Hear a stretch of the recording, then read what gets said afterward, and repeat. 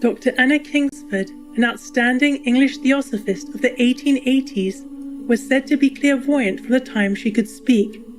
She herself felt that she came from the fairy realm and was given permission to be born as a human being so as to carry out her destiny. At the tender age of 13, Anna wrote the book Beatrice, a tale of the early Christians. Her early wisdom can be seen in the following excerpt. How foolish are they who seek to promote their own comfort by making it their sole study. They lose the very object of their desires and invariably render themselves restless and unhappy. While maintaining her spiritual and vegetarian interests, Anna Kingsford became a doctor.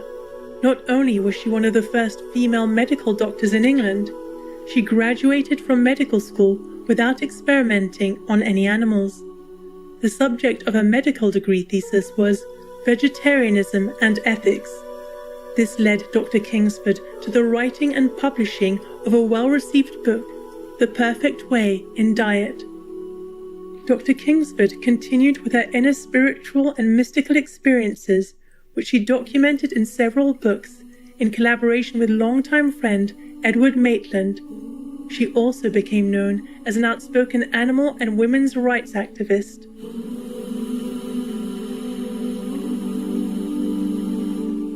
We now share with you selections from the book The Perfect Way, or The Finding of Christ. This book merges Christianity and the theosophical tradition, a system of fundamental truths and wisdom in which all religions may abide so that humans can progress along the path to perfection. According to Dr. Anna Kingsford, this perfection is exemplified by Christ, which everyone is capable of discovering and joining within.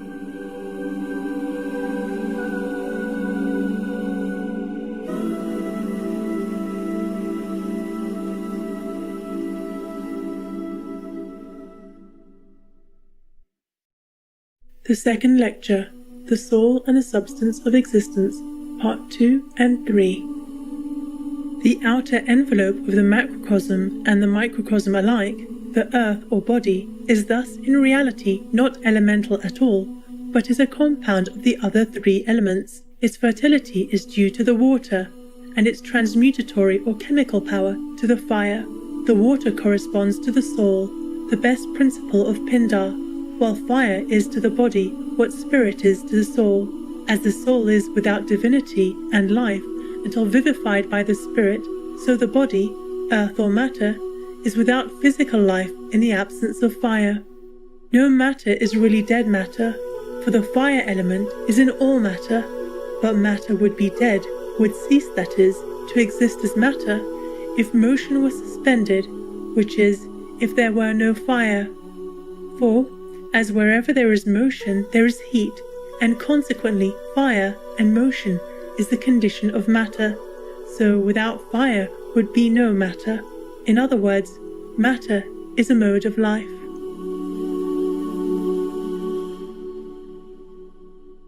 The history and progress of the soul. Souls work upwards from plants and animals to man. In man, they attain their perfection and the power to dispense altogether with material bodies. Their ability to do this is the cause and consequence of their perfection, and it is the attainment of this that is the object of the culture of the soul, the object, that is, of religion. Spirit alone is good, is God. Matter is that whereby spirit is limited, and is, therein, the cause of evil, for evil is the limitation of good. Wherefore to escape from matter and its limitations, and return to the condition of spirit, is to be superior to the liability to evil.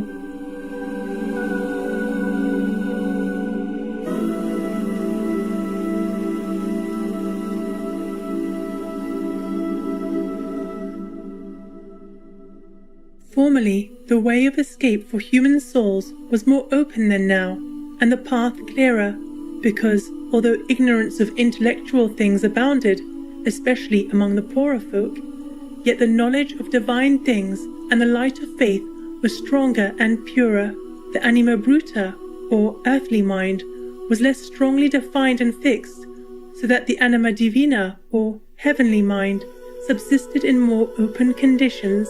Wherefore the souls of those ages of the world, not being enchained to earth as they now are, were enabled to pass more quickly through their avatars, and but few incarnations sufficed where now many are necessary. For in these days the mind's ignorance is weighted by materialism instead of being lighted by faith, and the soul is sunk to earth by love of the body, by atheism, and by excessive care for the things of sense. And being crushed thereby, it lingers long in the atmosphere of earth, seeking many fresh lodgments, and so multiple bodies, the circumstances of each of which are influenced by the use made of the previous one.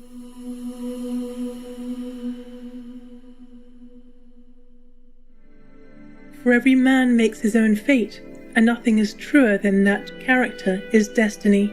It is by their own hands that the lines of some are cast in pleasant places, of some in vicious, and of some in virtuous ones, so that there is nothing arbitrary or unjust. But in what manner soever a soul conducts itself in one incarnation, by that conduct, by that order of thought and habit, it builds for itself its destiny in a future incarnation.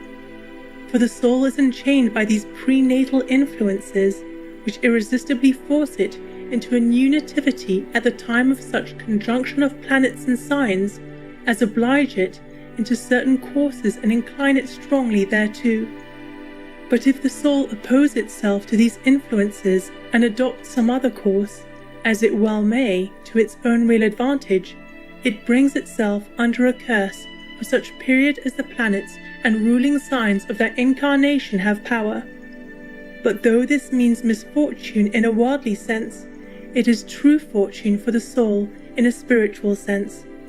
For the soul is therein striving to atone and make restitution for the evil done in its own past, and thus striving, it advances towards higher and happier conditions. Wherefore man is, strictly, his own creator, in that he makes himself and his conditions according to the tendencies he encourages. The process of such reformation, however, may be a long one, for tendencies encouraged for ages cannot be cured in a single lifetime, but may require ages for their cure. And herein is a reflection to make us as patient towards the faults of others as we ought to be impatient of our own faults.